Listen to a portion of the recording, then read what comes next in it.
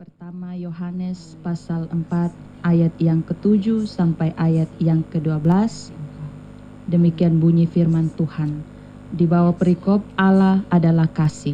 Saudara-saudaraku yang kekasih, marilah kita saling mengasihi sebab kasih itu berasal dari Allah dan setiap orang yang mengasihi lahir dari Allah dan mengenal Allah. Barang siapa tidak mengasihi, ia tidak mengenal Allah, sebab Allah adalah kasih. Dalam hal inilah kasih Allah dinyatakan di tengah-tengah kita, yaitu bahwa Allah telah mengutus anaknya yang tunggal ke dalam dunia supaya kita hidup olehnya. Inilah kasih itu, bukan kita yang telah mengasihi Allah, tetapi Allah yang telah mengasihi kita dan yang telah mengutus anaknya sebagai pendamaian bagi dosa-dosa kita. Saudara-saudaraku yang kekasih, jikalau Allah sedemikian mengasihi kita, maka haruslah kita juga saling mengasihi. Tidak ada seorang pun yang pernah melihat Allah. Jika kita saling mengasihi, Allah tetap di dalam kita dan kasih-Nya sempurna di dalam kita. Demikian firman Tuhan, dan yang berbahagia ialah setiap kita yang membaca, merenungkan, dan melakukan firman Tuhan itu dalam kehidupan kita hari lepas hari.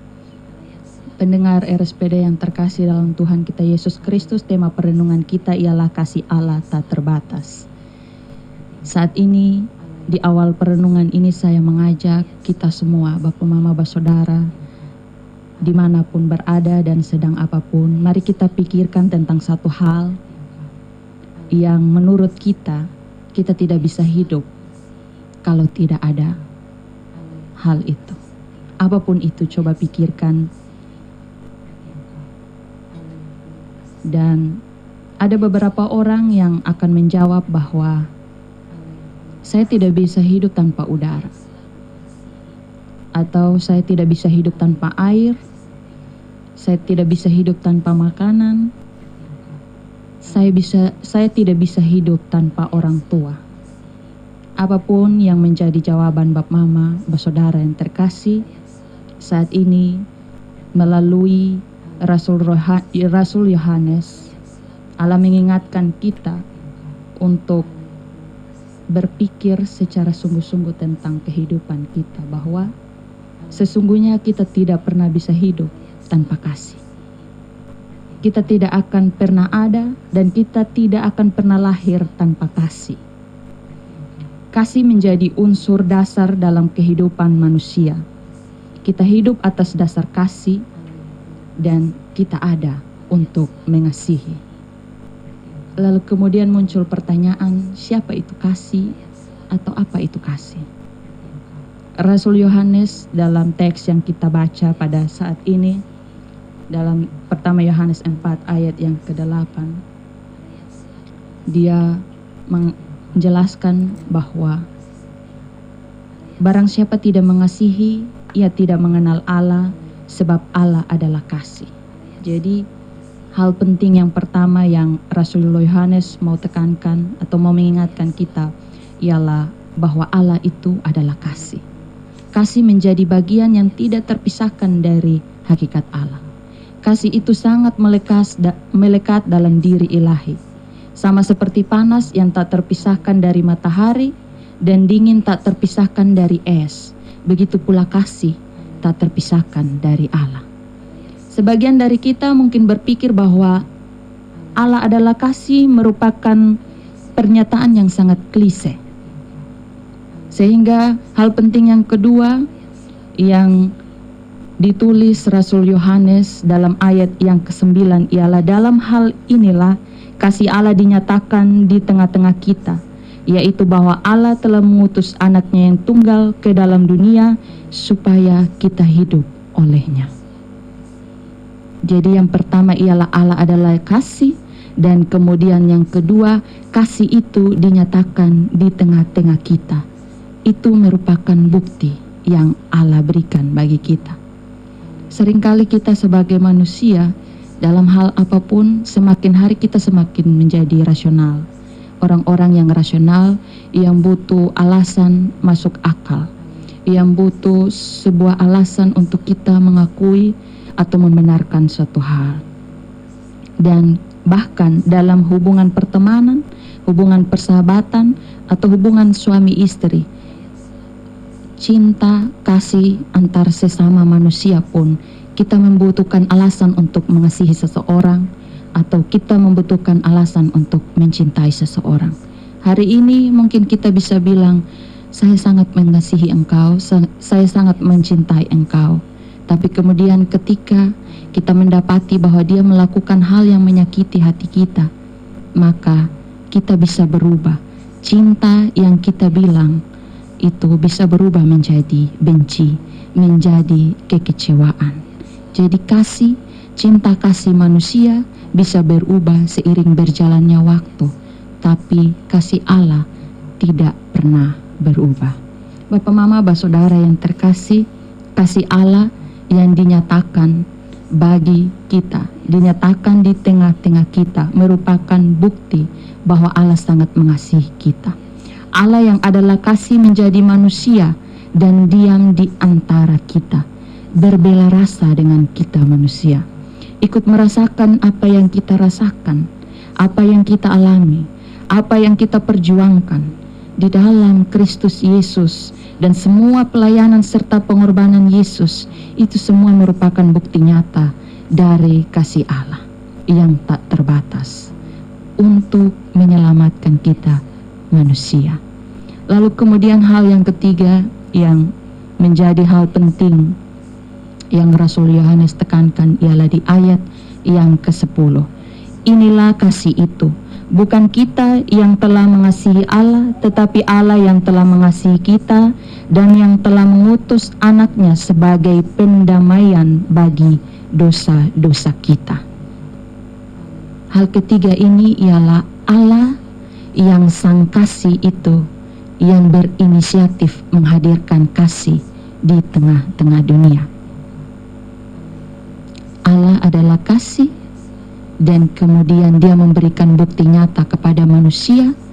Lalu dia yang adalah kasih itu juga yang berinisiatif menghadirkan kasih di tengah-tengah dunia.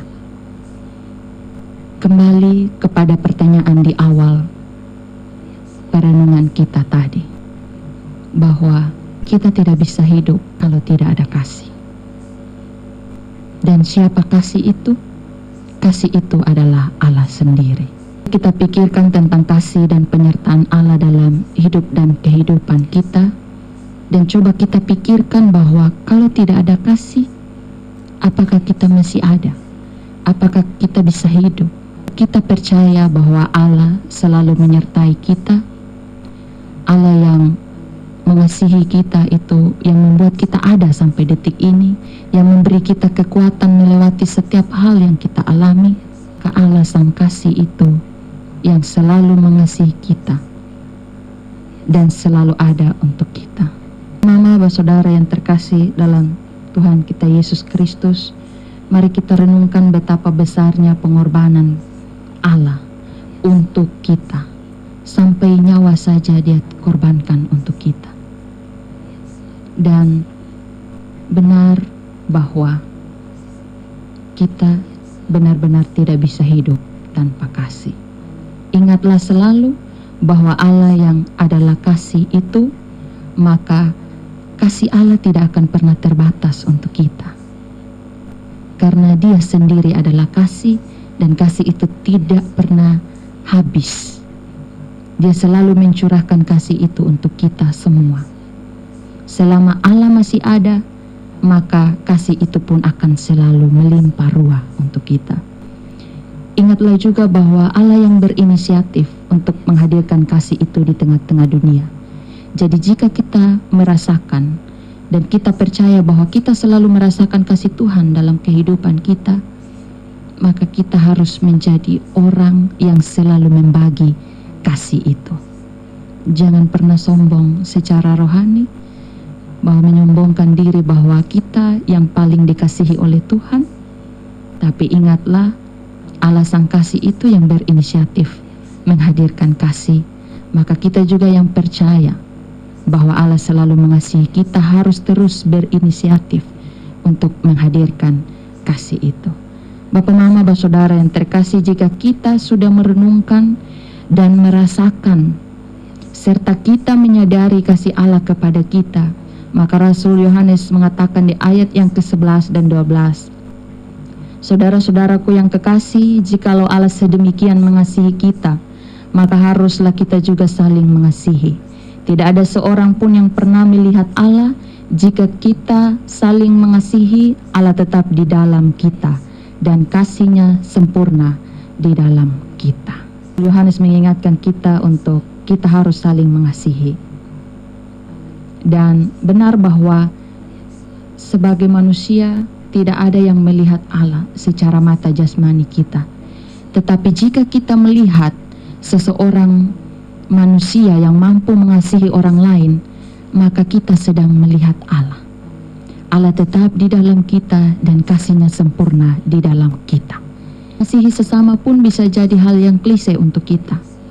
Karena seperti yang tadi saya katakan bahwa semakin hari manusia itu semakin rasional. Semakin hari manusia membutuhkan sebuah alasan untuk mencintai dan mengasihi serta menolong dan membantu sesamanya. Saya akan membantu dirimu kalau kamu akan membalasnya suatu saat nanti jika saya membutuhkan. Hal-hal seperti itu yang kemudian membuat kita mempertimbangkan kapan dan saat, di mana dan bahkan dengan siapa kita harus berbuat baik, kita harus menolong, kita harus mengasihi. Bapak, Mama, Saudara yang terkasih dalam Tuhan kita Yesus Kristus, pendengar RSPD dimanapun berada yang sedang mendengar siaran ini. Saat ini warga Gemit dan kita semua orang Kristen sedang merenungkan, ada dalam perenungan minggu-minggu Advent, minggu-minggu penantian, dan sambil kita merenungkan bahwa Yesus Kristus sudah datang untuk menyelamatkan kita dan kita sedang menanti kedatangannya kembali. Saat ini mari kita merenungkan kasih Tuhan yang tak terbatas itu.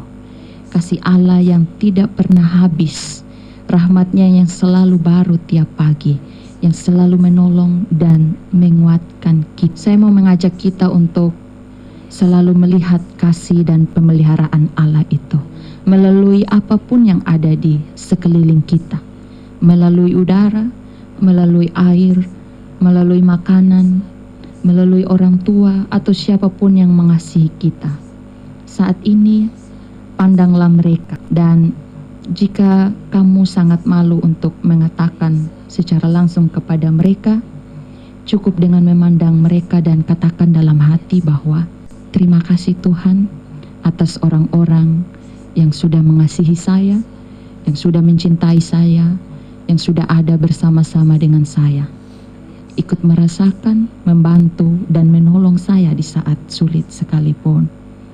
Saya melihat Engkau melalui mereka. Saya melihat kasih-Mu dan merasakan kasih-Mu lewat orang-orang di sekeliling saya, lewat kasih mereka, lewat cinta mereka yang diberikan kepada saya. Terima kasih Tuhan atas kasih-Mu yang tiada batas. Bapak, Mama, Saudara yang terkasih dalam Tuhan kita Yesus Kristus, kenapa kasih Tuhan begitu luar biasa dan kenapa Dia rela mengorbankan nyawanya untuk menyelamatkan kita manusia? Itu semata-mata karena kita sangat berharga di hadapan-Nya. Kita adalah ciptaan yang Dia jaga, yang Dia kasihi, dan sangat amat berharga untuk Dia. Jadi katakan dalam hatimu dan katakan pada dirimu sendiri bahwa saya sangat berharga, saya sangat berharga di mata Tuhan. Oleh karena itu, saat ini dalam kesulitan apapun yang engkau rasakan, dalam pergumulan apapun yang engkau rasakan, sakit hati, kecewa, dihianati oleh orang-orang yang engkau kasihi, ditinggalkan oleh orang-orang yang engkau kasihi, katakan dalam hatimu bahwa engkau sangat berharga dan engkau memiliki Allah yang penuh kasih setia, Allah yang memiliki kasih yang tidak terbatas untuk hidupmu. Oleh karena itu, engkau mau hidup lebih baik lagi dari hari ke hari. Engkau mau meninggalkan semua hal-hal buruk di masa lalu, pengalaman-pengalaman yang buruk, yang menyakiti hati, yang mengecewakan. Engkau mau meninggalkan semuanya itu dan engkau mau melangkah bersama dengan Allah yang penuh kasih, Allah yang selalu mengampuni, Allah yang selalu menerima engkau. Ketika engkau merasa dirimu sangat berdosa, sangat bersalah, sudah sangat amat jauh dari hadapan Tuhan, kembalilah, Allah sedang menunggumu. Karena kasih-Nya tak terbatas, rahmat-Nya selalu baru. Dia akan menerimamu dan engkau pun akan kembali dengan sukacita dan damai sejahtera. Dan ketika engkau merasakan kasih Allah yang tidak terbatas, pengampunan yang Dia berikan kepadamu, orang-orang yang merasakan diri kita sendiri bahwa kita adalah berdosa, maka mari membagi kasih itu dengan sesama kita. Mari kita hidup saling mengasihi supaya kita menunjukkan kepada orang lain bahwa Allah hidup di hati kita. Ketika kita mampu mengasihi orang lain, kita sedang mengakui bahwa Allah hidup di hati kita. Dan ketika kita melihat orang sudah mampu mengasihi orang lain, mari kita bersama-sama dengan dia, mendukung dan mendoakan dia, serta mempersaksikan Allah yang hidup lewat setiap hal yang kita lakukan. Pertolongan-pertolongan kecil sekalipun. Bapak, Mama, Saudara yang terkasih, pendengar RSPD dimanapun berada, kasih Allah tak terbatas untukmu. Rahmat-Nya selalu baru tiap pagi. Dan dalam keadaan sulit apapun saat ini, apapun yang engkau alami saat ini, Dia akan selalu ada menolong dan menguatkan dirimu. Mari terus bangkit dan jangan hilang harapan, karena Allah akan selalu besertamu. Kiranya firman Tuhan memberkati kita.